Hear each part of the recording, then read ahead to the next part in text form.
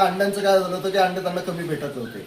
आता जास्त अंडे देणारी कोंबडी त्यांच्या शोधामध्ये होती आणि ती भेटली त्यांना ब्लॅक. नमस्कार मित्रांनो, आज आहे शनिवार. शनिवार म्हणजे आपला खरं तर विक्रीचा वार असतो.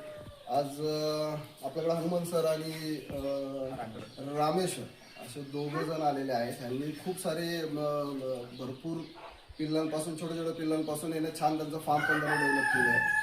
आज आपल्याकडे स्पेशल इथे ब्लॅक ऑस्ट्रोलॉग म्हणजे सर्वात जास्त गावरान अंडे देणारी जी कोंबडी आहे ती आपल्याकडे घेऊन चालले. यांचं एक कौतुक असं आहे की त्यांनी छोट्यापासून सुरुवात केली होती. म्हणजे त्यांनी त्यांचं इन्क्युबेटर सुद्धा त्यांनी स्वतः बनवलेलं आहे. आज त्या इन्क्युबेटरला 100% रिझल्ट त्यांनी स्वतः काढलेला आहे. सगळ्या जाती वेगवेगळ्या त्यांनी ठेवलेल्या आहेत. छोटे छोटे त्यांनी प्रोजेक्ट केलेला आहे, पण सगळ्या जाती त्यांच्याकडे अवेलेबल आहेत. सो तुम्ही कुठून आलात? सातारा कोरेगाव. सातारा कोरेगाव. आता सातारा कोरेगाव म्हणजे माझ्या इथून ऑलमोस्ट 160 किलोमीटर 160 किलोमीटरवरून आलेले. ह्यांचं खरंच कौतुक आहे की ब्रीडसाठी हे जवळजवळ एवढं लांब जातात. तर चांगली ब्रीड त्यांना भेटली पाहिजे. त्या ब्रीड पासून चांगलं आपल्याला प्रोडक्शन भेटलं पाहिजे या दृष्टिकोनातून एवढं लांबून सर येतात. तुम्ही जे इन्क्युबेटर वगैरे जे बनवलं होतं, हे पुढे थोडासा इन्क्युबेटर वगैरे जे बनवलं होतं तुम्ही, तर त्या इन्क्युबेटरचं कसं बनवलं होतं तुम्ही? आपल्या बॉक्समध्ये थर्मोकॉलच्या बॉक्समध्ये तुम्ही बनवलं होतं. ट्राय केलं पण रिझल्ट हा 100%. 100% तुमचे 100 अंड्यांपासून नियर बाय 100 अंडे निघाले. 2 अंडे तुम्ही म्हणत होता तसे खराब निघाले त्याच्यात.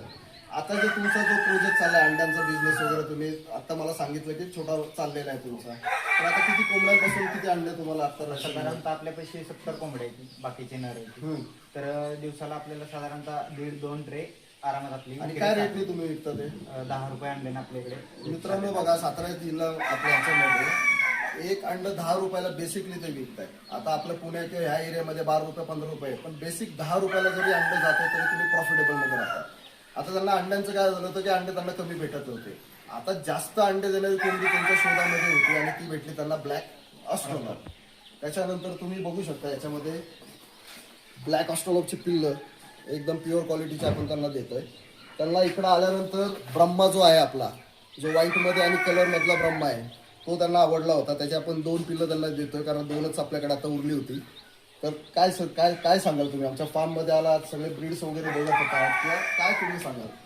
तो एकदम उद्दिष्ट वगैरे चांगला वाटलं. पक्षी वगैरे सगळ्या क्वालिटीची बघायला भेटले की असं नाहीये की सगळी मिक्स वगैरे अशी कुठली जात नाही.